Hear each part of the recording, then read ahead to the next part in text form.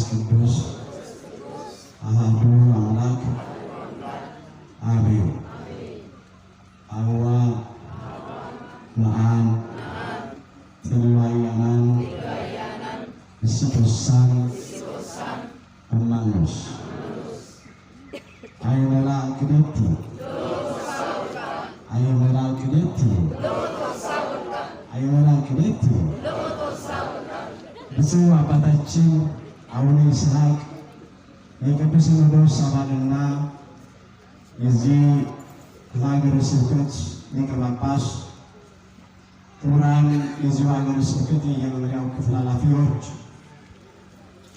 ክቡር አባታችን መላከ ፀሐይ መምህር አለማየሁ አማረ የዚሁ ቤተክርስቲያን አስተዳዳሪ፣ ክቡራን የአድባራት አስተዳዳሪዎች፣ አባቶች ሊቃውንተ ቤተክርስቲያን በየማዕረጋችሁ፣ አባቶች ካህናት፣ ወንድሞች ዲያቆናት፣ የእግዚአብሔር ልጆች፣ ድንግል ማርያም ወዳጆች እንደምን አደራችሁ? እንደምን አደራችሁ? አይመራ ኪደቲ በቸርነቱ ሳይገባን የኃጢአታችንን ብዛት የሰውነታችንን ክፋት ተመልክቶ ሳያጠፋን እድሜ ለንስሐ ሰጥቶ እኔን ካለሁበት አምጥቶ እናንተንም እዚህ አቆይቶ ዳግም በቅድስናው ስፍራ ሰብስቦ ስሙን እንድንጠራ ቃሉን እንድንሰማ የፈቀደልን የአባቶቻችን የቅዱሳን አምላክ የሰራዊት ጌታ እግዚአብሔር ስለማይነገረው ስጦታው ክብርና ምስጋና ይግባው። የእናታችን የእመቤታችን የቅድስተ ቅዱሳን የድንግል ማርያም የወላዲተ አምላክ ረድኤትና በረከት ለዘላለሙ በሁላችን ላይ አድሮ ይኑር።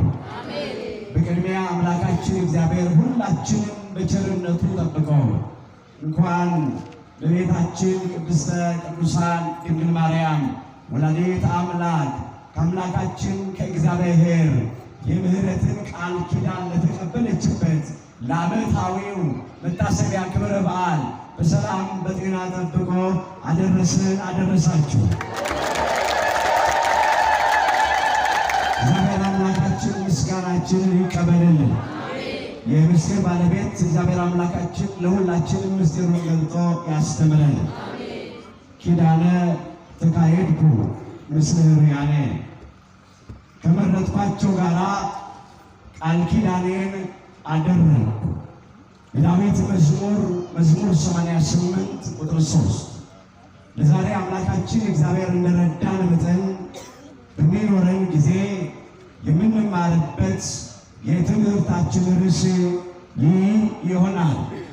ዛሬ በዚህ ርዕስ ለመማር የመረጥንበት ምክንያታችን ሁላችንም እንደምናውቀው በቤተ ክርስቲያናችን ታሪክ መሰረት በየዓመቱ የካቲት 16 ቀን የዛሬውን ቀን ማለት ነው ከምናከብራቸው ዓመታዊ መታሰቢያ ክብረ በዓላት መካከል አንዱ የሆነውንና እናታችን እመቤታችን ቅድስተ ቅዱሳን ድንግል ማርያም ወላዲተ አምላክ ከልጇ ከወዳጇ ከመድኃኔዓለም ከኢየሱስ ክርስቶስ የምህረትን ቃል ኪዳን የተቀበለችበትን በዓል እያከበርን ነው። በድጋሚ እንኳን ለዚህ ታላቅ በዓል አደረሰን አደረሳችሁ።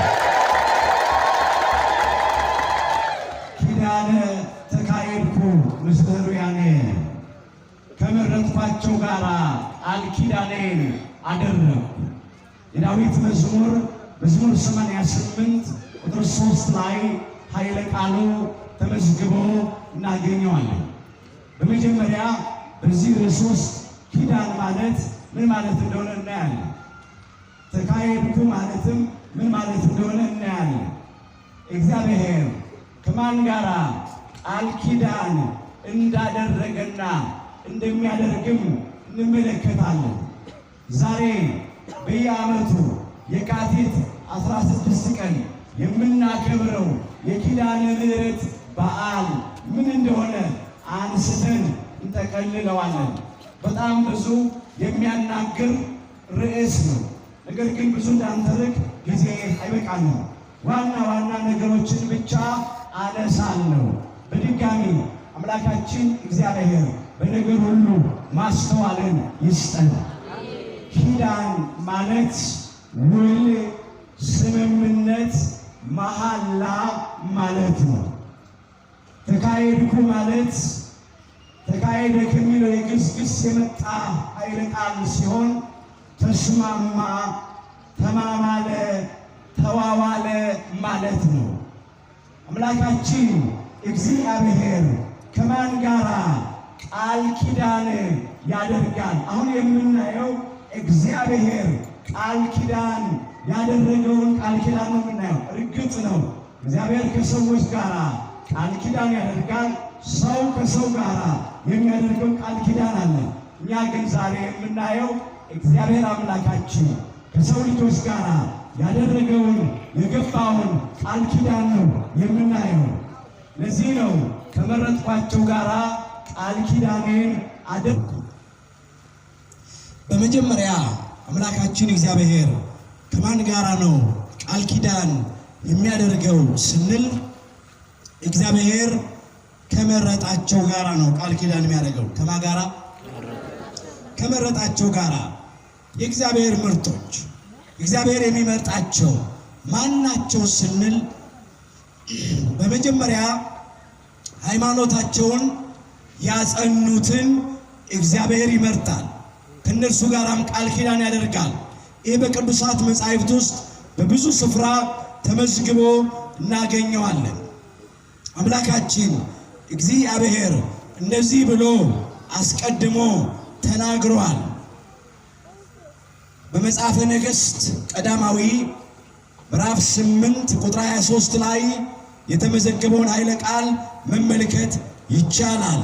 እንዲህ ያለ አምላካችን እግዚአብሔር በፍጹም ልባቸው በምናቸው በፍጹም ልባቸው በፊትህ ለሚሄዱ ባሪያዎች ቃል ኪዳንንና ምሕረትን የምትጠብቅ ይላል። በፍጹም ልባቸው፣ በፍጹም ነፍሳቸው፣ በፍጹም ኃይላቸው፣ በፍጹም ሐሳባቸው ለሚወዱት፣ በፊቱ ለአምልኮቱ ለሚንበረከኩት፣ ለክብሩ ለሚዘምሩት፣ ሃይማኖታቸውን ላጸኑት፣ ከእግዚአብሔር ጋር በሃይማኖት ለተጣበቁት ሁሉ እግዚአብሔር ቃል ኪዳኑንና ምሕረቱን ያደርጋል። የመጀመሪያው ይሄ ነው። እግዚአብሔር ሃይማኖታቸውን ካጸኑት ጋራና እሱን ከሚወዱት ከሚያመልኩት ጋራ ቃል ኪዳን ያደርጋል። ከመረጥኳቸው ጋራ ቃል ኪዳኔን አደረግኩ። የመረጣቸው ማን ናቸው? የሚወዱት። የመረጣቸው ማን ናቸው? ሃይማኖታቸውን ያጸኑት፣ እግዚአብሔርን ብቻ እያመለኩ የሚኖሩ፣ በእግዚአብሔር ላይ ደባል ነገር ያልያዙ የማይይዙ ማለት ነው። በፍጹም ልባቸው እግዚአብሔርን የሚያመልኩ። የመጀመሪያው ነው ባጭሩ። ሁለተኛው እግዚአብሔር ከማን ጋራ ቃል ኪዳን ያደርጋል ብንል ትእዛዙን ከሚጠብቁት ጋራ፣ እንደ ሕጉ ከሚኖሩት፣ ጽድቅን ከሚያፈሩት ጋራ እግዚአብሔር ቃል ኪዳኑን ያደርጋል። እንደዚህ ተብሎ ተጽፏል። መጽሐፈ ነህምያ ምዕራፍ 1 ቁጥር 5 ጀምሮ የተመዘገበውን ኃይለ ቃል መመልከት ይቻላል። ለሚወዱህና ትእዛዝህን ለሚያደርጉ፣ ለሚወዱህና ምን ለሚያደርጉ? ትእዛዝህን ለሚያደርጉ ቃል ኪዳንንና ምሕረትን የምትጠብቅ ይላል። ሁለተኛው ደግሞ በጎ ምግባር ለሚሰሩ ነው። ጽድቅን ለሚያፈሩ ነው። በብርሃን ሥራ ለሚመላለሱ፣ እንደ እግዚአብሔር ቃል ለሚኖሩት እግዚአብሔር ቃል ኪዳኑንና ምሕረቱን ይጠብቃል። እግዚአብሔር ማንን ይመርጣል ስንል ሃይማኖታቸውን ያጸኑትን ይመርጣል። ምግባራቸውን ያቀኑትን ይመርጣል። እግዚአብሔርን የሚወዱትን፣ እግዚአብሔርን የሚያመልኩትን፣ ለእግዚአብሔር የሚታዘዙትን እግዚአብሔር ይመርጣል። ከነሱ ጋር ቃል ኪዳን ያደርጋል። ከብዙዎች ጋር በቅዱሳት መጻሕፍት ውስጥ እግዚአብሔር ቃል ኪዳን አድርጓል። ከነማን ጋር አደረገ? ቃል ኪዳኑስ ምንድን ነበረ? እንዴት ተፈጸመ? በጣም ሰፊ ነው። እኔ ግን በአጭሩ እየጠቆምኩ አልፍና በተለይ አንድ ታሪክ ብቻ አነሳና እሱን በስፋት እዘረዝረዋለሁ። ሌሎቹን ግን ጠቆሚያችሁ አልፋለሁ፣ እንዲሁ በንባብ ማለት ነው። መጀመሪያ አምላካችን እግዚአብሔር ቃል ኪዳን ከማን ጋር አደረገ ስንል ከአዳም ከአባታችን ጋር ነው። ኪዳነ አዳም ይባላል። የመጀመሪያው ኪዳን ከአባታችን ከአዳም ጋር ያደረገው ቃል ኪዳን ደግሞ ምንድነው ብንል እንዲህ ያለው አባታችን አዳምን አምላካችን እግዚአብሔር ከልጅ ልጅ ተወልጄ አድንሃለሁ አለው። ይህንንም ደግሞ አምላካችን እግዚአብሔር በጊዜው ፈጽሞታል። ከቅድስት ሥላሴ አንዱ አካላዊ ቃል እግዚአብሔር ወልድ በባህሪ አባቱ በእግዚአብሔር አብ ፈቃድ በባህሪ ሕይወቱ በእግዚአብሔር መንፈስ ቅዱስ ፈቃድ በራሱም በእግዚአብሔር ወልድ ፈቃድ ከሰማየ ሰማያት ወርዶ ከእናታችን ከእመቤታችን ከቅድስተ ቅዱሳን ከድንግል ማርያም ከሥጋዋ ሥጋ ከነፍሷ ነፍስ ነስቶ በተዋሕዶ ከብሮ ከሷ ተወልዶ ለድኅነት ዓለም ለቤዛ ዓለም በዕለተ ዓርብ በቀራንዮ መስቀል ላይ ተሰቅሎ ቅዱስ ሥጋውን ቆርሶ ክቡር ደሙን አፍስሶ ለባህሪው ሞት የማይስማማው አምላክ በሥጋ ሞቶ የእኛን ሞት ወስዶ የእሱን ሕይወት ለእኛ ሰጥቶናል።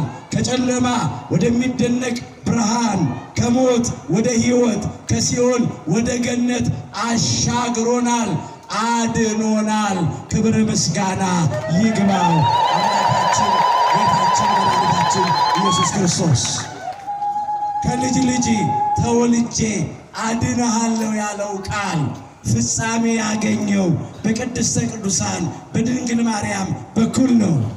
ከሷ ተወልዶ ነው ዓለምን ያዳነው። የመጀመሪያው ኪዳን ይሄ ነው። ሁለተኛው ኪዳን ኪዳነ ኖህ ይባላል። ኪዳነ ኖህን እንተነትነዋለን፣ በስፋት እናየዋለን። ሌሎቹን በኋላ ጠቁማችኋለሁ ቅደም ተከተሉን ለመጠበቅ። ኪዳን የነበሩ ሰዎች ሁሉ በደሉ፣ ኃጢአታቸው በዛ፣ እግዚአብሔርን እጅግ አድርገው አሳዘኑ፣ ምድር ሁሉ ተበላሸች ይላል። በዚያ ዘመን ኖህ ግን በእግዚአብሔር ፊት ሞገስ አገኘ ይላል። ኦሪት ዘፍጥረት ምዕራፍ 6 ቁጥር 8 ጀምሮ የተመዘገበውን ኃይለ ቃል መመልከት ትችላላችሁ። እስቲ ከኔ ጋር በሉ፣ ኖህ ግን በሉ በእግዚአብሔር ፊት ሞገስን አገኘ። ኖህ በእግዚአብሔር ፊት ምን አገኘ? ሞገስ አገኘ። በፍጹም ልቡ በእግዚአብሔር ታመነ። በሕገ ልቡና እኮ ነው ያን የተጻፈ ሕግ የለም። በሕገ ልቡና ለእግዚአብሔር ታዘዘ። ወገኖቼ ሰው በጠፋበት ዘመን ሰው ሆኖ የተገኘ ሰው ነው አባታችን ጻድቁ ነው። እውነት ነው። በዚያ ዘመን ሰው ሆኖ የተፈጠሩ ብዙ ሰዎች ነበሩ። ሰው ሆኖ የሚኖር ሰው ግን ጠፋ። ሰው ሆኖ መፈጠርና ሰው ሆኖ መኖር በጣም ይለያያል። ዛሬም በዓለማችን ውስጥ በጣም ብዙ ሰዎች ሰው ሆነው ተፈጥረዋል። እንደሚታወቀው ከ7.5 ቢሊዮን በላይ ሕዝብ አለ በዓለማችን ውስጥ። ግን ስንት ሰዎች ሰው ሆነው ይኖራሉ ነው? አንዳንዶቹ አውሬ ሆነው ይኖራሉ። ጨካኞች፣ ነፍሰ ገዳዮች፣ አረመኔዎች፣ በንጹሐን ደም የሚታጠቡ ሆነው ይኖራሉ።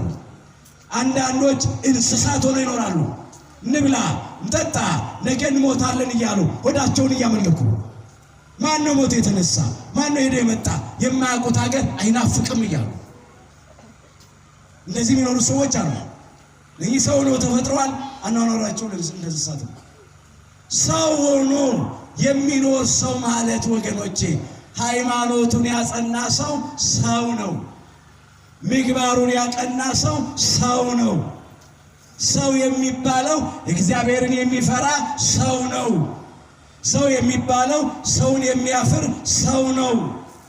ሰው የሚባለው እንዲህ በሁለት እግሩ ቆሞ የሚሄድ ብቻ አይደለም። እግዚአብሔር አምላካችን ሁላችንንም ሰው ያድርገን። አባታችን ነው። ሰው በጠፋበት ዘመን ሰው ሆኖ የተገኘ ሰው ነው። አባታችን ክቡር ዳዊት ልጁ ሶሎሞንን እንዲህ እያለ ይመክረው ነበረ። እስቲ ከኔ ጋር በሉ፣ ልጄ ሆይ በሉ፣ ሰው ሁን። ልጄ ሆይ ምን ሁን? ሰው ሁን። አንደኛ ነገሥት ምዕራፍ 2 ቁጥር 3 ላይ የተመዘገበ ኃይለ ቃል ነው። ልጄ ሆይ ሰው ሁን። ሶሎሞን ሰው አይደለም? ሰው እኮ ነው። ግን ሰው ሁን ሲለው ምን ማለቱ ነው? ሃይማኖትን የምታጸና ሰው ሁን፣ ምግባርን የምታቀና ሰው ሁን፣ እግዚአብሔርን የምትፈራ ሰው ሁን፣ ሰውን የምታፍር ሰው ሁን፣ እግዚአብሔርን ፈቃድ የምትፈጽም ሰው ሁን ነው። ኖ ሰው ሆኖ ተገኘ። ስለዚህ አምላካችን እግዚአብሔር ዓለምን በንፍር ውሃ ቀቅሎ ባጠፋበት ጊዜ ኖህንና 7ቱን ቤተሰቦቹን ብቻ ማረ። ኖህና ባለቤቱ የኖህ 3ቱ ልጆች ሴም፣ ካም፣ ያፌትና የነሱ ደግሞ ባለቤቶች ማለት ነው። 8 ቤተሰብ ብቻ ነው የተወው ከሰው መካከል። ሌላውን በሙሉ በንፍር ውሃ ቀቅሎ አጥፍቷል። ከዚያ በኋላ እግዚአብሔር ዳግም ዓለምን በንፍር ውሃ ቀቅሎ ላለማጥፋት ቃል ኪዳን አደረገ። ቃል ኪዳኑን ከማን አደረገ? ከኖህና ከልጆቹ ጋር። የቃል ኪዳኑ ነገር ደግሞ ምንድን ነበረ? ዳግም ዓለምን በንፍር ውሃ ላለማጥፋት፣ ስጋ ለባሹን ላለማጥፋት፣ ፍጥረትን ሁሉ ላለማጥፋት። ይኸውም ቃል ኪዳኑ ከምልክት ጋር ተሰጠ። ይህንን ነው የምናነሳው። ኦሪት ዘፍጥረት ምዕራፍ 9 ላይ ሙሉ ታሪኩ ተመዝግቧል። ተመልከቱት። እኔ ወረድ ብዬ አነሳዋለሁ። ቁጥር 11 ጀምሮ እመለከተዋለሁ። ቃል ኪዳኔም አለ ላንተ አቆማለሁ፣ ስጋ የለበሰ ሁሉ አለ፣ ስጋ የለበሰ ሁሉ ዳግመኛ በጥፋት አይጠፋም አለ። በጥፋት ውሃ አይጠፋም አለ። ምድርንም ለማጥፋት ዳግመኛ የጥፋት ውሃ አይሆንም አለ። እግዚአብሔር በእኔና አለው በአንተ መካከል እንዲሁ በእናንተ መካከል በሰው ልጆች መካከል የማቆመው ቃል ኪዳን ይህ ነው አለ። በሕያው ነፍስ ባለው ሁሉ የማቆመው የቃል ኪዳን ምልክት ይሄ ነው አለ። እስቲ በሉ ከኔ ጋራ ቀስቴን በሉ በደመና አደርጋለሁ። ቀስቴን በምን አደርጋለሁ? በደመና አደርጋለሁ። ይሄ ነው እንግዲህ የቃል ኪዳኑም ምልክት በእኔና በምድር መካከል ይሆናል። በሰማይ ላይ በደመና ላይ የምናያት ቀስተ ደመና የምንላት ማለት ነው። ብዙ ህብረ ቀለማት ያላት ማለት ነው። ያቺ የምህረት ምልክት ናት። የድህነት ምልክት ናት። እግዚአብሔር ዳግም ዓለምን በንፍር ውሃ ላለማጥፋት የገባው የቃል ኪዳን ምልክት ነው። እነሆ አለ ቀስቲቱን በደመና ላይ አያታለሁ አለ። ዓለምንም ደግሜ አላጠፋም አለ እግዚአብሔር። ክብር ምስጋና ይግባው። የምህረት የቃል ኪዳን ምልክት እንግዲህ ይህ በጊዜው ፍጻሜ አግኝቷል። አሁን ሁል ጊዜ ከኖህ ጋራ የገባውን የቃል ኪዳን ምልክት በሰማይ ላይ ቀስተ ደመናውን እናያለን። የሚገርመው ነገር አባቶቻችን ኢትዮጵያ ስለሆኑ በብሉይ ኪዳን በሕገ ልቡና እግዚአብሔርን ያመልኩ ነበር። ኋላም በሕገ ኦሪት እግዚአብሔርን ያመልኩ ነበር። በአዲስ ኪዳን በሕገ ወንጌልም እግዚአብሔርን ያመልካሉ። እግዚአብሔርን እናመልካለን። ከዚህ የተነሳ እግዚአብሔር ለኖህና ለዘሩ ሕያው ነፍስ ላለው ሁሉ የሰጠውን የምህረት የቃል ኪዳን ምልክት ወስደው ከቀስተ ደመናው 3ቱን ደማቅ ቀለሞች ወሰዱ። አረንጓዴውን፣ ቢጫውንና ቀዩን ለይተው አወጡና የኢትዮጵያ ልዩ ምልክት ባንዲራ ሰንደቅ ዓላማ አደረጉት። ክብር ምስጋና ለአምላካችን ለእግዚአብሔር። በዚህ አትፈሩ ወገኖቼ። ይሄ የምህረት የቃል ኪዳን ምልክት ነው። ይሄንን ምልክት የሰጠ ደግሞ ማን ነው? እግዚአብሔር ነው። ምን ብሎ? ዳግም ዓለምን በንፍር ውሃ አላጠፋም። ይኸው የምህረቴ ምልክት የቃል ኪዳን ምልክት እኔ ከእናንተ ጋራ የመሆኔ ምልክት ብሎ ሰጠ። ምን አጠፉ አባቶቻችን? ምንም እኮ አላጠፉ። አንዳንዶች ዛሬ ስላልገባቸው ነው ይሄንን የሚቃወሙት። እግዚአብሔር ልብ ይስጣቸው። ስላልገባቸው ስለማያውቁት ነው። ይሄ የፖለቲካ ድርጅቶች መለያ አይደለም። እነሱ ምናልባት ዛሬ ተነስተው ነው ይሄንን የያዙት። አንዳንዶቹ የፖለቲካ ድርጅቱ ሳይኖር አይደለም። የፖለቲካ ድርጅቱ የፖለቲካውን ድርጅት ያቋቋሙት ሰዎች ሳይኖሩ ገና እግዚአብሔር ለደጉ ለየዋሁ ለጻድቁ ለኖህ ለአባታችን ይህን የቃል ኪዳን ምልክት ሰጠው። ክብር ምስጋና ለአምላካችን እግዚአብሔር። አባቶቻችንን ከዛ ወሰዱና የደመቀውን ለይተው መለያ ያደረጉ። ኢትዮጵያ ሀገሪቱ ሀገር እግዚአብሔር ናታ፣ ሕዝቧ ሕዝበ እግዚአብሔር ነዋ። ኢትዮጵያ እጆቿን ወደ እግዚአብሔር ትዘረጋለች። ኢትዮጵያ እጆቿን ወደ እግዚአብሔር ትዘረጋለች። ኢትዮጵያ ሲል ኢትዮጵያውያን ማለቱ ነው።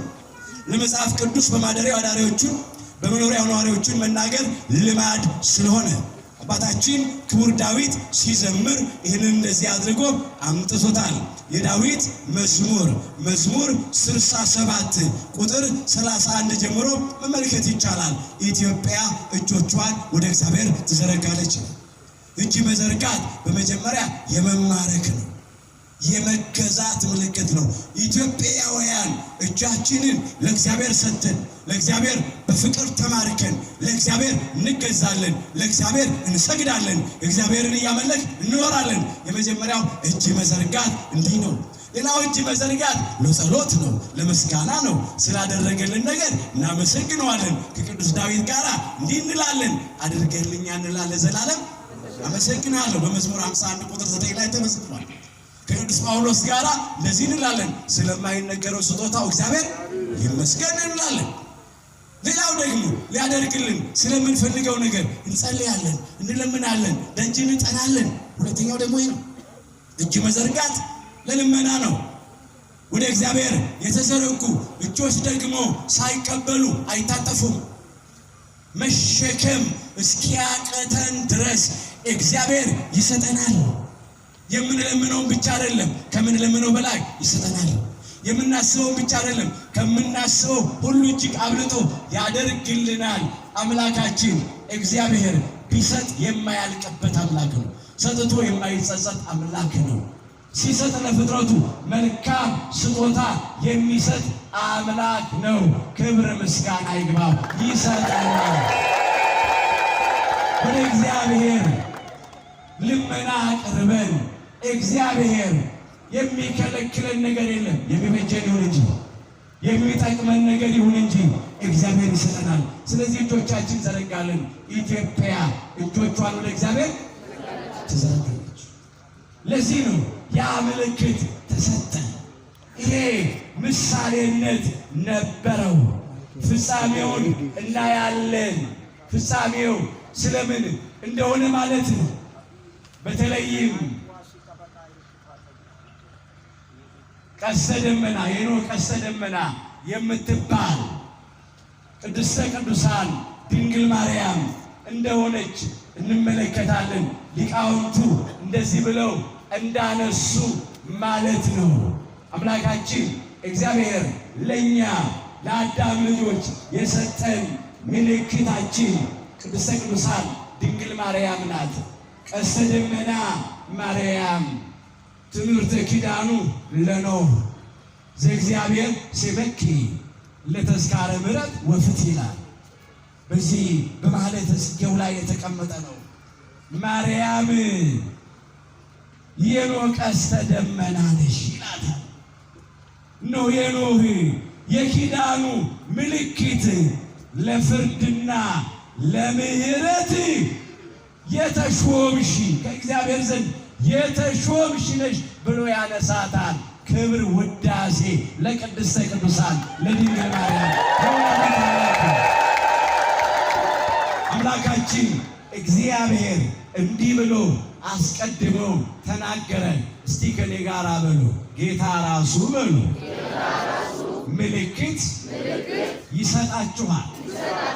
እነሆ ድንግል ትጸንሳለች፣ ልጅም ትወልዳለች፣ ስሙንም አማኑኤል ብላ ትጠራዋለች። ትንቢተ ኢሳይያስ ምዕራፍ 7 ቁጥር 14 ላይ ተመዝግቧል። ያለ ጌታ ራሱ ምልክት ይሰጣችኋል። ማ ምልክት ይሰጣችኋል? ጌታ እግዚአብሔር ምልክት ይሰጣችኋል። አስቀድመን ቀስተ ደመናውን ለኖህና ሕያው ነፍስ ላለው ፍጥረት ሁሉ ምልክት አድርጎ የሰጠው ማን ነው? እግዚአብሔር። አሁንም ቅድስተ ቅዱሳን ድንግል ማርያምን ምልክት አድርጎ የሰጠን ማን ነው? እግዚአብሔር። ጌታ ራሱ ምልክት ይሰጣችኋል። ምልክቱ ደግሞ ምንድን ነው አለ? ድንግል ትጸንሳለች አለ። ማን ትጸንሳለች? ድንግል። ምልክት ያሰኛት ይሄ ነው። ከዚህ በፊት ሆኖ አያውቅም፣ ከዚህ በኋላም አይሆንም። ድንግል በድንግልና ትጸንሳለች፣ ድንግል በድንግልና ትወልዳለች፣ ስሙንም ደግሞ አማኑኤል ብላ ትጠራዋለች። ይሄ ነው ምልክቱ። ይህንን እናንሳ። ከእግዚአብሔር የተሰጠች ምልክት ናት ቅድስተ ቅዱሳን ድንግል ማርያም። ሊቀ መላእክት መጋቤ ሐዲስ አብሳሬ ትስብእት ፍስሐ ገጽ መልአከ ብርሃን ቅዱስ ገብርኤል ከእግዚአብሔር ተልኮ እየበረረ ወደ ቅድስተ ቅዱሳን ወደ ድንግል ማርያም ቀረበ። እንዲህም አላት፣ ብዙ ነገር ትቼ ነው። እነሆ ትጸንሻለሽ፣ ልጅም ትወልጃለሽ፣ ስሙንም ኢየሱስ ትይዋለሽ አለ። በሉቃስ ወንጌል ምዕራፍ 1 ቁጥር 31 ጀምሮ ተመዝግቧል። ቅድስተ ቅዱሳን ድንግል ማርያም እንዲህ አለች፣ ወንድ ስለማላቂ እንዴት ይሆንልኛል አለች። መሬት ዘር ሳይዘራባት እንዴት ፍሬ ልታፈራ ትችላለች? እንደኔስ ያለች ንጽሕት ድንግል ወንድ የማታውቅ ያለ ዘር ያለ ሩካቤ እንዴት ጸንሳ ልትወልድ ትችላለች አለች። አሁን ብዙ ነገር ትቼ ነው። ምን አለ ቅዱስ ገብርኤል? እስመ አልቦ ነገር ዘይሳነው ለእግዚአብሔር አለ። ለእግዚአብሔር የሚሳነው ነገር የለም። ያን ጊዜ ቅድስተ ቅዱሳን ድንግል ማርያም እንደዚህ አለች፣ ይኩነኒ ከመ ትቤለኒ አለች። እንደ ቃልህ ይሁንልኝ፣ እንደ ቃልህ ይደረግልኝ፣ እንዳልከኝ ይሁንልኝ አለች። ያን ጊዜ አካላዊ ቃል እግዚአብሔር ወልድ ከሰማየ ሰማያት ወረደ። ከቅድስተ ቅዱሳን ከድንግል ማርያም ከስጋዋ ስጋ ከነፍሷ ነፍስ ነስቶ በተዋሕዶ ከበረ፣ በማኅፀኗ አደረ። በድንግልና ጸነሰችው፣ በድንግልናም ወለደችው። ክብር ውዳሴ ለቅድስተ ቅዱሳን። አረጋዊው ቅዱስ ዮሴፍ እንዲጠብቃት እንዲያገለግላት ታዟል። በአንድ በኩልም ዘመዷ ነው። ድንግል ማርያም መጽነሷን ያውቃል።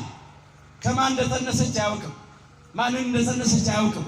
እንዴት እንደጸነሰች አያውቅም። ወደ ቆጠራው ስፍራ ይዟት ለመሄድ በጣም ፈራ። የእግዚአብሔር መልአክ ቅዱስ ገብርኤል በሕልም ተገለጠና እንዲህ አለው፣ ዮሴፍ ሆይ ከእሷ የተጸነሰው በረቀቀ በመንፈስ ቅዱስ ጥበብ ነው፣ ከሰው አእምሮ በላይ ነው፣ ሰው ተመራምሮ አይደርስበትምና አትፍራ። ቅድስተ ቅዱሳን ድንግል ማርያምን ይዘው ወደ ቆጠራው ስፍራ ውጣ ሂድ አለው። በማቴዎስ ወንጌል ምዕራፍ 1 ቁጥር 18 ጀምሮ ይህንን ማየት ትችላላችሁ። የጌታችን የኢየሱስ ክርስቶስ ልደት እንዲህ ነበረ ይላል። እንዲህ ነበረ። እንዴት ነበረ? እናቱ ማርያም ድንግል ማርያም ለዮሴፍ በታጨች ጊዜ ሳይገናኙ በመንፈስ ቅዱስ ጸንሳ ተገኘች። ያለ ዘር ነው፣ ያለ ሩካቤ ነው። ለዚህ ነው የከበደው። ሆኖ ማያውቅ ነገር ነው። ጠብቅ ነው የተባለው፣ አገልግል ነው የተባለው፣ ታዘዝ ነው የተባለው። እንዴት ጸነሰች? ማን ጸነሰች? ከማን ጸነሰች? ግራ ገባው፣ ሲጨነቅ አደረ። ቅዱስ ገብርኤል በሕልም ተገለጠና እንዲህ ብሎ ነገረው። ወረድ እንበል እዚያው ማቴዎስ 1 ቁጥር 21 ላይ ልጅም ትወልዳለች አለ። ቅድስተ ቅዱሳን ድንግል ማርያምን ነው። እርሱ ሕዝቡን ከኃጢአታቸው ያድናቸዋልና ስሙን ኢየሱስ ትለዋለህ አለው። ስሙን ማን ትለዋለህ? ኢየሱስ ትለዋለህ። ኢየሱስ ብሎ ንባቡን አመጣ። ሕዝቡን ከኃጢአታቸው ያድናቸዋል ብሎ ትርጉሙን አመጣ።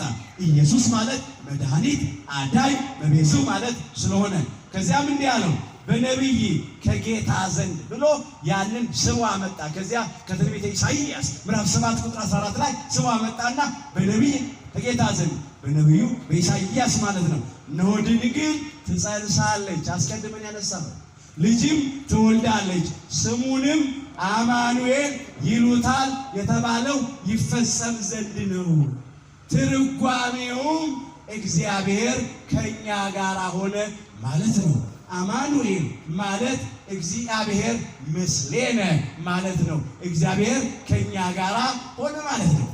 ከአባቶቻችን ጋር በቃል ወይም በረድኤት ብቻ እንደነበረ ማለት አይደለም። እግዚአብሔር ከኛ ጋር ሆነ ስንል የቅድስት ሥላሴ አንዱ አካል አካላዊ ቃል እግዚአብሔር ወልድ ከሰማየ ሰማያት ወርዶ ከቅድስተ ቅዱሳን ከድንግል ማርያም ከሥጋዋ ሥጋ ከነፍሷ ነፍስ ነስቶ በተዋሂዶ ከብሮ ቃል ሥጋ ሆነ፣ አምላክ ሰው ሆነ።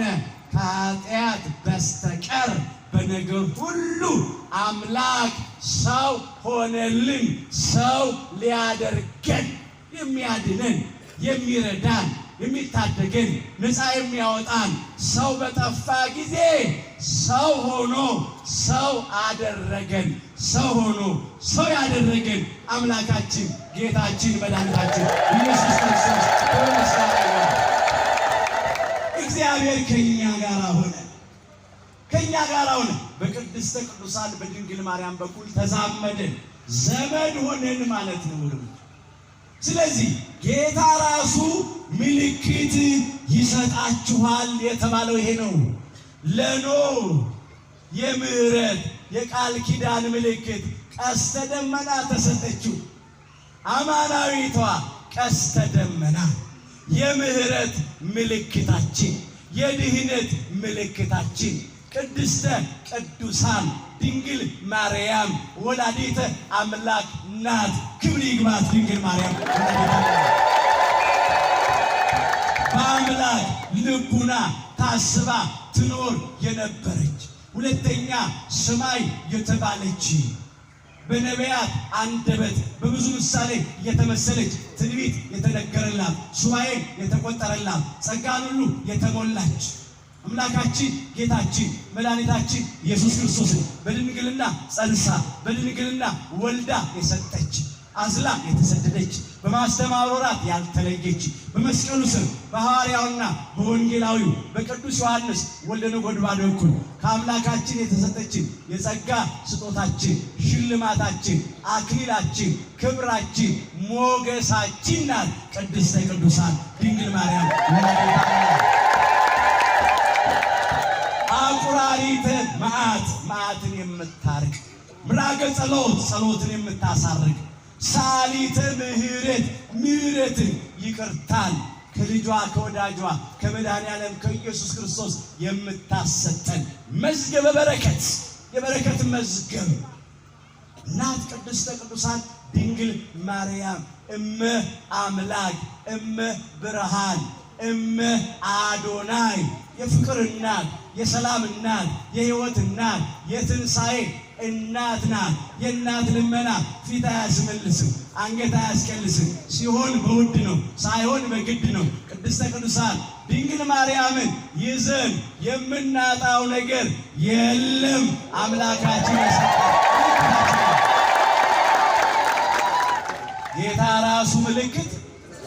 ጌታ ራሱ ምልክት ይሰጣችኋል። ዳግም ዓለምን በመርገመ ሥጋ በመርገመ ነፍስ በሞተ ሥጋ በሞተ ነፍስ በርደተ መቃብር በርደተ ሲኦል ላለማጥፋት እግዚአብሔር ለእኛ ለሰው ልጆች የሰጠን የቃል ኪዳን ምልክት የምህረት ምልክታችን የድነታችን ምክንያት ቅድስተ ቅዱሳን ድንግል ማርያም ወላዲተ አምላክ እኮ ናት። እሷ ናት አማናዊት ቀስተ ደመና። እባካችሁ እግዚአብሔር ይህንን አደለን። እንግዲህ ለጊዜው ከኖህ ጋራ የገባው ቃል ኪዳን ዳግም ሕያው ነፍስ ያለውን ሥጋ ለባሽ ሁሉ እንዳላጠፋ ቀስቴን በደመና ላይ አደርጋለሁ፣ እሷን እመለከታለሁ ነው ያለው። ዳግም አዳምና እኛ ልጆቹ በመርገም በፍዳ በኩነኔ እንዳንጠፋ እንዳንሞት እግዚአብሔር የሰጠን ምልክት ቅድስተ ቅዱሳን ድንግል ማርያም ናት። እስቲ ከኔ ጋር በሉ እግዚአብሔር በሉ። ዘርን ባያስቀርልን ኖሮ እንደ ሰዶም በሆን ገሞራንም በመሰልን ነበረ። እንዲህ ተብሎ ተጽፏል። ትንቢተ ኢሳይያስ ምዕራፍ 1 ቁጥር 9 ላይ እግዚአብሔር አለ ጌታ ጸባዖት እግዚአብሔር ዘርን ባያስቀርልን ኖሮ እንደ ሰዶም በሆን ገሞራንም በመሰልን ነበር አለ። ለጊዜው ለሕዝብ እግዚአብሔር ለእስራኤል ዘሥጋ ተነግሯል። ይሄ ቃል እስራኤላውያን በደላቸው ኃጢአታቸው በዛ፣ ብዙዎቹ በከለዳውያን በባቢሎናውያን ሰይፍ አለቁ። ከሰይፍ የተረፉት በረሃብ አለቁ። ከራብ የተረፉት በበሽታ እንደ ቅጠል ረገፉ። ዘር ፈጽሞ እንዳይጠፋ እግዚአብሔር ስለ ቅዱሱ ስሙ ብሎ እግዚአብሔር ከወዳጆቹ ከባለሟሎቹ ከነ አብርሃም ከነ ይስሐቅ ከነ ያዕቆብ ጋር ስለገባው ቃል ኪዳን ብሎ ጥቂቶች ተማርከው ባቢሎን እንዲወርዱ አደረገ። ፈጽሞ አላጠፋቸው። ስለዚህ ምን አለ ነቢዩ ኢሳይያስ? እግዚአብሔር ዘርን ባያስቀርልን ኖሮ እንደ ሰዶም በሆን ገሞራን በመሰልን ነበር አለ። ጠፍተን መቀረን ነበር።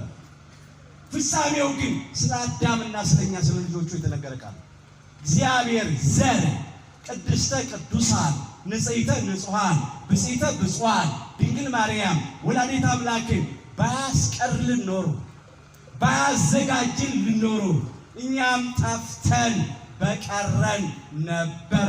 እግዚአብሔር ግን ከፍጥረታት መካከል ለይቶ መርጦ አክብሮ ቅድስተ ቅዱሳን ድንግል ማርያምን ሰጠን። ስለዚህ በእሷ ምክንያት ዓለም ዳነ። እግዚአብሔር መረጣት። ጥቂት ነገር ላንሳ። ለያት፣ አከበራት፣ ወደዳት፣ ከፍ ከፍ አደረጋት። እንዲህ እያለ ቅዱስ ዳዊት አባታችን እንደዘመረ የዳዊት መዝሙር 131 ቁጥር 13 ጀምሮ እግዚአብሔር ጽዮንን መርጧታልና አለ። እግዚአብሔር ማንን መርጧት? ይህ ቃል ስለብዙ ተነግሯል። ጽዮን የሚለው ቃል ጽዮን የሚለው ባጭሩ የዳዊትን ከተማ ተራራውን ያመለክታል። ጽዮን የሚለው የእግዚአብሔርን ቤተ መቅደስ ያመለክታል። ጽዮን የሚለው እነሆ የቃል ኪዳኑን ታቦት ያመለክታል። ጽዮን የሚለው የእስራኤልን ወገን ያመለክታል። ሌላው ጽዮን ሲል አማናዊቷ ጽዮን ቅድስተ ቅዱሳን ድንግል ማርያም ወላዲተ አምላክን ያመለክታል። አሁን እዚህ ላይ የምንመለከተው ይህንን ነው። ጽዮን ኋላም መንግሥተ ሰማያትን የሚመለከት ነው። እግዚአብሔር በቸርነቱ ሁላችንን ለመንግሥተ ሰማያት ክብር ያብቃል። እግዚአብሔር ጽዮንን መርጧታልና ቅድስተ ቅዱሳን ድንግል ማርያም ወላዲተ አምላክን መርጦታልና ማደሪያውም ትሆነው ዘንድ ወዷታልና። ምኑ ትሆነው ዘንድ ወዷታል? ማደሪያው ትሆነው ዘንድ ወዷታል። ማሂደረ መለኮት ናትና እንዲህ ብሎ ይቺ ለዘላለም ማረፊያዬ ናት፣ መርጫታለሁና በዚች አድራለሁ። በዚች አድራለሁ። ወገኖቼ መርጫታለሁ። ምንድን ነው ያልነው ስንነሳ? ከመረጥኳቸው ጋራ ቃል ኪዳኔ አደረም መርጫታለሁና በዚች አድራለሁ። በዚች አድራለሁ። ቅድስተ ቅዱሳን ድንግል ማርያምን ለእናትነት መርጫታለሁና በሷ አድሬ ከሷ ተወልጄ ዓለምን አድናለሁ ብሎ ቃል ኪዳን ገባ። ስለመረጣት አደረባት፣ ከሷም ተወለደ፣ ዓለሙን አዳነ። ለዘላለም ማረፊያዬ ናት አለ። ለዘላለም ወላዲተ አምላክ ስትባል ትኖራለችና ክብር ምስጋና ይግባት ድንግል ማርያም። ለዘላለም ማረፊያዬ ናት። ከስጋዋ ስጋ ከነፍሷ ነፍስ ነስቷል። በተዋሕዶ ከብሯል። ከሷ የነሳውን ስጋ በመቃብር ትቶት አልተነሳም። እንደ ልብስ አላወለቀውም። ስጋው አልፈረሰም፣ አልበሰበሰም።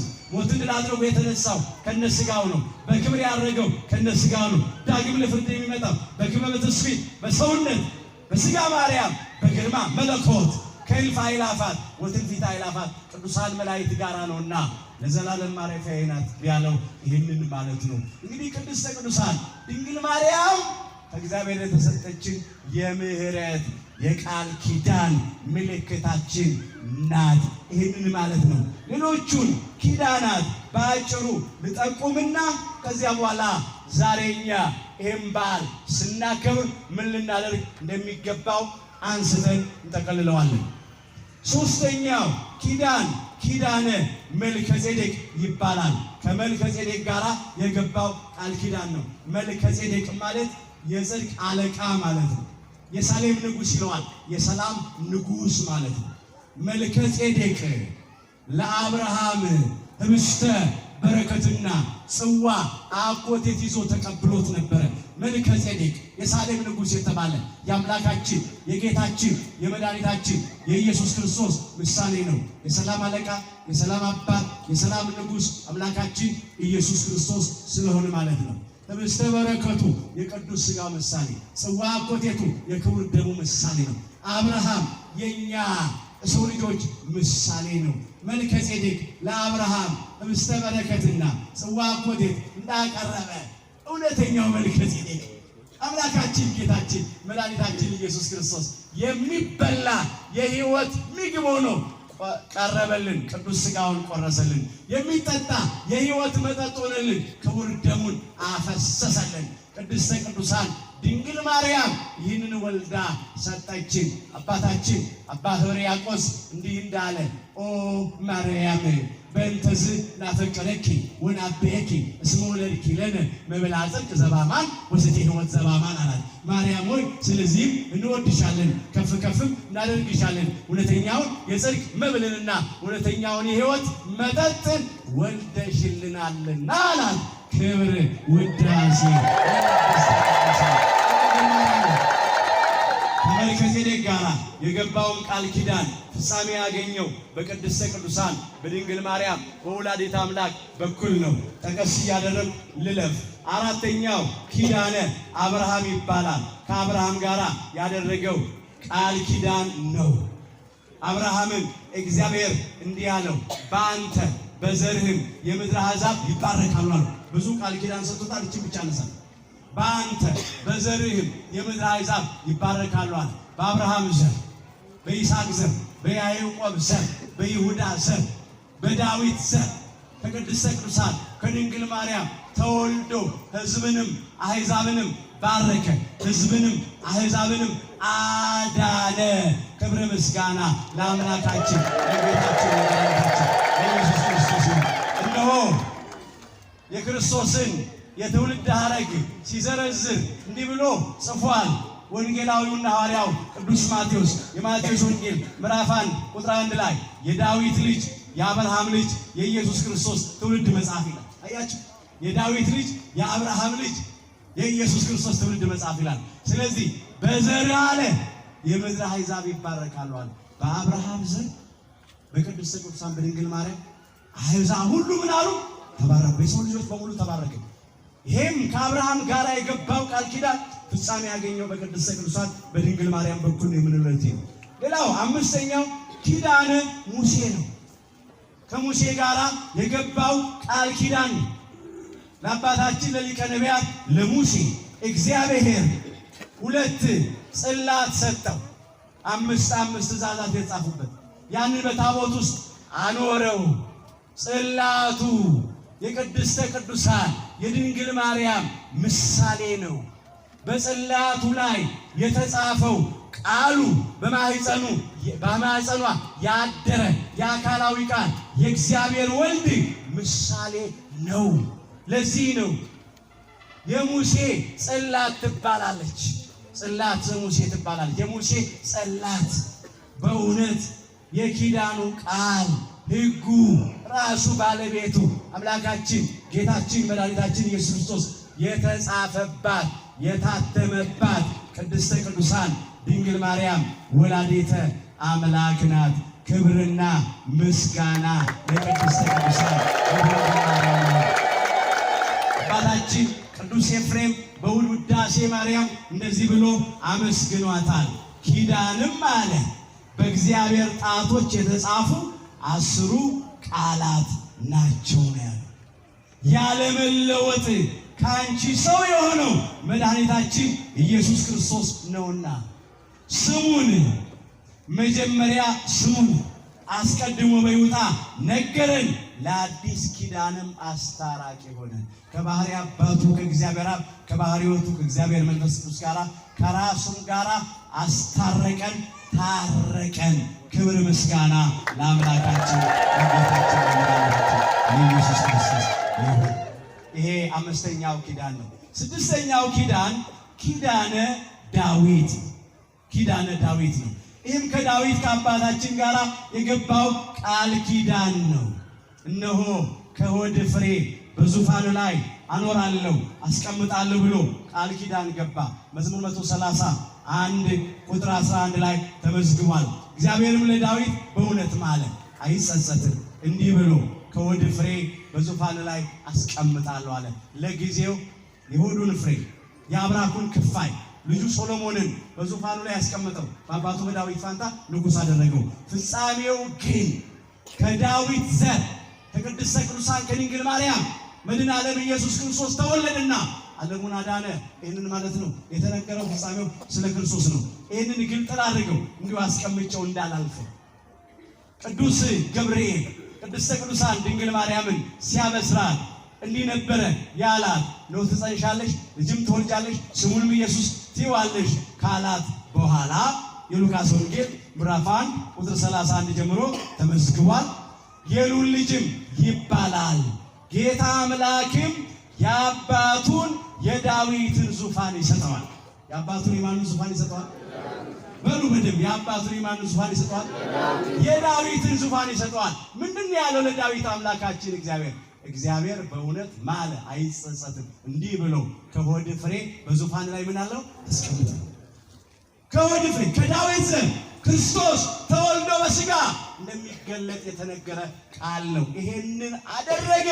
ክርስቶስም ከድንግል ማርያም ተወልዶ ዓለሙን አዳነ። የሐዋርያት ሥራ ምዕራፍ 13 ቁጥር 23 ላይ በግልጥ ቃል ተመዝግቧል። ከዚህም ሰው ዘር ይላል ከዳዊት ነው። ከዚህም ሰው ዘር እግዚአብሔር እንደ ተስፋው ቃል ለእስራኤል መድኃኒትን ለእስራኤል ምንን መድኃኒትን እርሱም ኢየሱስን አመጣ። ቅድስተ ቅዱሳን ድንግል ማርያም ናት ክርስቶስን የወለደችው። ከሷ ሌላ ክርስቶስን ይወለዳል አለ የለም። ስለዚህ ፍጻሜ ያገኘው በቅድስተ ቅዱሳን በድንግል ማርያም በኩል ነው። እሷ የቃል ኪዳን ፍጻሜ ናት፣ የቃል ኪዳን ማኅተም ናት። እንግዲህ የካቲት 16 ቀን የምናከብረው በዓል ቅድስተ ቅዱሳን ድንግል ማርያም አምላካችን ጌታችን መድኃኒታችን ኢየሱስ ክርስቶስ ሞትን ድል አድርጎ ከተነሳ በክብርም ካረገ በኋላ እስከምታርፍበት ጊዜ ድረስ ወደ ጎልጎታ መቃብር ሄዳ ትጸልይ ታዝን ነበረ። አምላካችን ጌታችን መድኃኒታችን ኢየሱስ ክርስቶስ እነሆ በየካቲት 16 ቀን ከሰማየ ሰማያት ወረደ። እልፍ አእላፋት ወትልፊት አእላፋት ቅዱሳን መላእክትን አስከትሎ ምን እንዳደርግልሽ ትወጃለሽ ብሎ ጠየቃት። ቅድስተ ቅዱሳን ድንግል ማርያምም ፍጥረቱን እንድትምርልኝ፣ አዎ የሰው ልጆችን እንድትምርልኝ እንዳታጠፋቸው ብላ ተማጸነች። እሱም እንዲህ አለ፣ ስምሽን የሚጠራውን መታሰቢያሽን የሚያደርገውን እነሆ ለተራበ በስምሽ የሚያጎርሰውን፣ ለታረዘ የሚያለብሰውን፣ ለተጠማ የሚያጠጣውን፣ መባ የሚያቀርበውን አብያተ ክርስቲያናት በስምሽ ብሎ ምሮናል። አሁንም ይምረናል። ወዳጆቹ ሲነሱበት፣ ባለሟሎቹ ሲጠሩበት እግዚአብሔር አይጨክንም። ብዙ ጊዜ እስራኤል ወዳጆቹን እየጠሩ ባለሟሎቹን እየጠሩ ማረን ይቅር በለን ይሉት ነበር። እግዚአብሔርም ይቅር ይላቸው ነበር። ለምሳሌ እስራኤል ዘሥጋ ከግብፅ ከባርነት ቤት ነፃ ወጥተው ወደ ምድረ ርስት ወደ ከነዓን ወደ ዛሬቱ ኢየሩሳሌም በሚጓዙበት ጊዜ ጣዖት እያመለኩ እግዚአብሔርን አሳዘኑት። እግዚአብሔር ሊያጠፋቸው ተናገረ። ያን ጊዜ ሊቀ ነቢያት ሙሴ የወዳጆቹን የአብርሃምን፣ የይስሐቅን የያዕቆብን ስም ጠርቶ እግዚአብሔርን ለመነ፣ ተማጸነ። እግዚአብሔርም ስለነሱ ብሎ ራራላቸው። እንዲህ ተብሎ እንደተመዘገበ ኦሪት ዘጸአት ምዕራፍ 32 ቁጥር 13 ጀምሮ መመልከት ትችላላችሁ። ዘራችሁን እንደ ሰማይ ከዋክብት አበዛለሁ፣ ይህችንም የተናገርኳትን ምድር ሁሉ ለዘራችሁ እሰጣታለሁ፣ ለዘላለምም ይወርሷታል ብለህ በራስ የማልክላቸውን በማን የማልክላቸው? በራስ የማልክላቸው።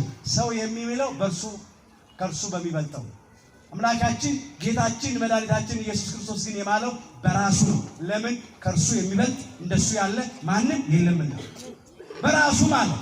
ሌላው በራሱ የማለው እውነት የሆነ አምላክ ስለሆነው በባህሪው እውነት ነው፣ ሐሰት ለባህሪው አይስማማውም። በራስ የማልክላቸውን ባሪያዎችህን አብርሃምን፣ ይስሐቅን፣ እስራኤልንም አስባለው።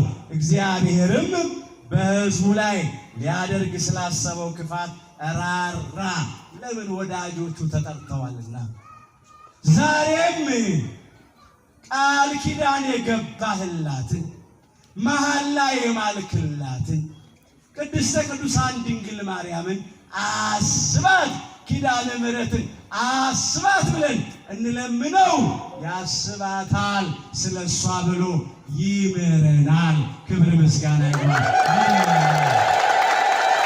እግዚአብሔር እንዲህ ብሏል፣ ከአፌ የወጣውን ቃሌን አልለውጥም ኪዳኔንም አላረክስም ብሏል። በመዝሙር 88 ቁጥር 34 ላይ የተመዘገበ ኃይለ ቃል ነው። ኪዳኔንም አላረክስም ከከንፈር የሚወጣውን አልለውጥም አለ። እግዚአብሔር በቃሉ የታመነ አምላክ ነው። ላያደርግ አይናገርም፣ ከተናገረ ደግሞ ያደርጋል። ወረት የለበትም፣ የማይለወጥ አምላክ ነው። ሰው ነው በአንድ ራስ ሁለት ምላስ። ጠዋት የተናገርነውን ማንደግም እኛ ነን። እግዚአብሔር ለዘላለም የታመነ አምላክ ነው። ኪዳኔን አላረክስም፣ ከአፌ የወጣውንም ከከንፈር የወጣውንም ቃል አልለውጥም ብሏል። አብርሃምን፣ ይስሐቅን፣ ያዕቆብን አስቡ። ለሕዝቡ ምሕረት ያደረገ አምላክ ቅድስተ ቅዱሳን ድንግል ማርያምን ወላዲተ አምላክን አስቡ። የቱን ያህል ይምረን ይሆን? የቱን ያህል ይቅር ይለን ይሆን? ስለዚህ ወደ ኪዳን ተመልከትን በለው። እስቲ ከኔ ጋር በሉ፣ ወደ ኪዳነት በሉ።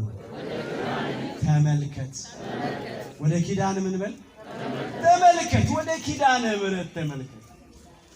አዎ 9 ወር ከ5 ቀን በማህፀኗ ስለጸነሰች ወልዳ ስለተሰደደች ከአንተ ጋር ስለተንገላተች ስለተሰቃየች እንባዋን ስላፈሰሰች ያን ሁሉ መከራ ስቃይ ስለተቀበለችው ስለ እናትህ ስለ ቅድስተ ቅዱሳን ስለ ድንግል ማርያም ስለ ወላዲተ አምላክ ስለ ቤዛዊት ዓለም ብለን ማረንን ብለው ይመረናል። አሁንም ሁላችንን ይማረን። ቅዱስ ዳዊት አሕዛብ ሕዝቡን ባስጨነቁ ጊዜ እንዲህ እያለ እግዚአብሔርን ይለምን ይማጸን ነበረ። ጥቂት ነገር ላንሳና ልጠቅልለው። በዳዊት መዝሙር 73 ቁጥር 19 ጀምሮ የተመዘገበውን እንመልከት። እስቲ ከኔ ጋር በሉ፣ የምትገዛልህን ነፍስ በሉ ለአራዊት አትስጣት፣ የችግረኞችንም ነፍስ ለዘወትር አትርሳ፣ ወደ ኪዳንህ ተመልከት። የምትገዛልህን ነፍስ ለአራዊት አትስጣት። በሃይማኖት የምትገዛልህን፣ ለአምልኮትህ የምትንበረከክልን፣ ለክብር የምትዘምርልን ሰው፣ በምግባር የምትታዘዝልን፣ ፈቃድን የምትፈጽምልን ሰውነት ለአራዊት ለዲያብሎስና ለሰራዊቱ አትስጣት። ለአራዊት ለዲያብሎስና ለሰራዊቱ ማደሪያዎች፣ ለኢአማንያን፣ ለአሕዛብ፣ ለአረማውያን፣ ለጨካኞች፣ ለነፍሰ ገዳዮች፣ ለግፈኞች አሳልፈ አትስጣት። የችግረኞችን ነፍስ ለዘወትር አትርሳ። ችግረኞችን ነፍስ ለዘወትር አትርሳ። ወደ ኪዳን ተመልከታል። ከአብርሃም ጋራ ከይስሐቅ ጋራ ከያዕቆብ ጋራ ወደ ገባኸው ኪዳን ተመልከት። ከቅዱሳን ነቢያት፣ ከቅዱሳን ሐዋርያት፣ ከጻድቃን፣ ከሰማዕታት፣ ከቅድስተ ቅዱሳን ከድንግል ማርያም ከወላዲተ አምላክ ጋር ወደ ገባኸው ቃል ኪዳን ተመልከት እንበለው። ተመልከት በዓሉን ስናደርግ አዎ የምሕረት ቃል ኪዳን የገባላትን የሰጣትን አምላካችን እግዚአብሔርን ስሟን ጠርተን እንማጸነው። አይጨክንም፣ ሱሩሩ ነው። ይራራልናል፣ ያድነናል፣ ይታደገናል። በአንድ በኩል የእርስ በርስ ጦርነት፣ መለያየት፣ መበላላት፣ መነካከስ ለእኛ ያለውን እያጠፋ ነው፣ እኛንም እያጠፋን ነው። በሌላ በኩል ረሃቡ፣ ጥሙ፣ ርዛቱ፣ ስደቱ፣ መፈናቀሉ ወገኖቻችን በተወለዱበት በትምህርታቸው በተቀበረበት ባደጉበት ተምረው ለውጤት በበቁበት ሰርተው ባገኙበት ነግደው ባተረፉበት አርሰው ባመረቱበት ወልደው በከበዱበት ብዙ የትውልድ ሐረግ ባስቆጠሩበት ሀብት ንብረት ባፈሩበት ቀያቸው ርስታቸው እንዳይኖሩ መጤ የተባሉ በግፍ ሲፈናቀሉ አላየንም? በገዛ ሀገራችን እኮ ስደተኞች ነን። እግዚአብሔር በቃችሁ ይበል። ኢትዮጵያዊውን እያሳደደ ኢትዮጵያዊውን እየገደለ ኢትዮጵያዊ በኢትዮጵያዊ ላይ ጨክኖ በአባቶቻችን በእናቶቻችን በአያቶቻችን በቅድመ አያቶቻችን ዘመን ያላየነውን ያልሰማነውን ነገር ኢትዮጵያውያን መታወቂያችን እንግዳ መቀበል ነው። ተካፍሎ መብላት መጠጣት ነው። ስንት እንግዶች ተቀብለናል። አዎ የአይሁድ ፈላሾች ቤተ እስራኤል መጥተው ተቀብለዋል እኮ አባቶቻችን እናቶቻችን። በሰሜን ኢትዮጵያ በጎንደር አካባቢ አሉ። የተወሰኑትም ወደ ሀገራቸው ተመልሰዋል። ተሳቱ ቅዱሳን መጥተው ክርስቲያኖቹ መጥተው 9 ቅዱሳን ተቀብለዋል። አረማውያን ሙስሊሞቹ መጥተው ከሀገራቸው ተሰደው ተቀብለዋል። በየዘመናቱ እንግዶችን ይቀበላሉ፣ ስደተኞችን ያስጠጋሉ። ዛሬ ግን የገዛ ወገኖቻቸውን አንዳንዶች ያሳድዳሉ። መጮህ ያስፈልጋል፣ መጸለይ ያስፈልጋል። አዎ ወደ ኪዳን ተመልከት። የችግረኞችን ነፍስ አትርሳን ብለው እግዚአብሔር አይረሳንም፣ እግዚአብሔር አይጥልንም፣ እግዚአብሔር አይተውንም። መማፀን ነው፣ መለመን ነው። ዛሬ ያየነው በአንድ በኩል በሽታ እየቀሰፈ ነው፣ እየገደለ ነው። በሌላው በኩል ደግሞ የምናየውና የምንሰማው ነገር አስጨናቂ ነው። ይሄንን መለያየት፣ መበላላት፣ መነካከስ፣ ጎጠኝነቱን እግዚአብሔር ከትውልዱ መካከል ያጥፋል። ጦርነቱን አርቆ ሰላሙን፣ ጸጥታውን ለሁላችን ይስጠን። በሽታውን አርቆ ፈውሱን ይዘዝልን፣ በረከቱን ያብዛልን። አንድ ኃይለ ቃል እንመልከትና ይበቃል። እግዚአብሔር ወደ ኪዳኑ ይመለከታል። በእውነት እግዚአብሔር ስለ ስሙ ብሎ ያድናል፣ ይታደጋል፣ ይረዳል። እንደዚህ ተብሎ ተጽፏል። መዝሙር 105 ቁጥር 45 ላይ እስቲ ከኔ ጋር በሉ፣ ለነርሱም በሉ ኪዳኑን አሰበ፣ እንደ ምሕረቱም ብዛት ተጸጸተ። ለነሱ ምኑን አሰበ? ኪዳኑን አሰበ። ለነሱ ምኑን አሰበ? ኪዳኑን አሰበ። ለእስራኤል ዘሥጋ ኪዳኑን አሰበ። ከጦርነት ከሰይፍ አዳናቸው፣ ከረሃብ አዳናቸው፣ ከበሽታ አዳናቸው፣ ከስደት አዳናቸው፣ ከምርኮ ነፃ አወጣቸው። ከባቢሎን ወደ ኢየሩሳሌም መለሳቸው። ቀንበራቸውን ሰበረ፣ ወጥመዳቸውን በጣጠሰ፣ እስራታቸውን ፈታ፣ ከተበተኑበት ሰበሰባቸው። እንደገና በምሕረቱ አያቸው፣ በምሕረቱ ብዛት አዘነላቸው ማለት እኮ ራራላቸው። አሁንም አምላካችን እግዚአብሔር ባለ ብዙ ምሕረት ነው፣ ባለ ታላቅ ይቅርታ ነውና በምሕረቱ ብዛት ይራራልን፣ ይቅር ይበልን። ኪዳኑን አስቦ ኪዳነ ምሕረትን አስቦ በምሕረቱ ሁላችን ይጎብኘን። ከመነቃቀፍ መደጋገፍን፣ ከመለያየት መስማማትን፣ ከቂም ከበቀለኝነት ይቅርታ ማድረግን፣ ከመቃቃር ከጸብ ከክርክር መፈቃቀርን አምላካችን እግዚአብሔር ለሁላችንም ያድለን።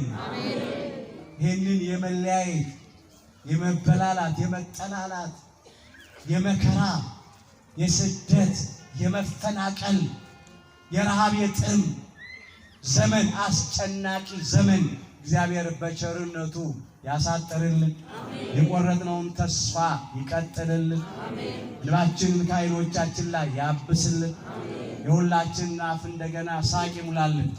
ከንፈሮቻችንን እልልታ ይሙላልን። ደግሞ ያደርገዋል እግዚአብሔር። ታምኖ መለመን ብቻ ነው። ኪዳነ ተካሄድኩ ምስለ ሕሩያኔ ከመረጥኳቸው ጋር ቃል ኪዳኔ አደረግኩ። እግዚአብሔር ቃል ኪዳኑን አስቦ ሁላችንን በምሕረቱ ጎብኘን። የሁላችንን ፍጻሜ በቸርነቱ ያሳምርልን። የብፁዕ አባታችን በረከት በሁላችን ላይ ይደር ይቆየን።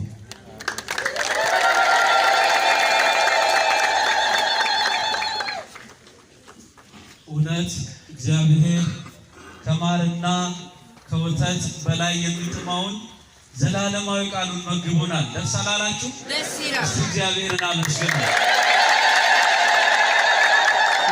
እግዚአብሔር የተመሰገነ ይሁን። መምህራችንንም ቃሉን ያሰማልን፣ ቃሉን ያሰማልን።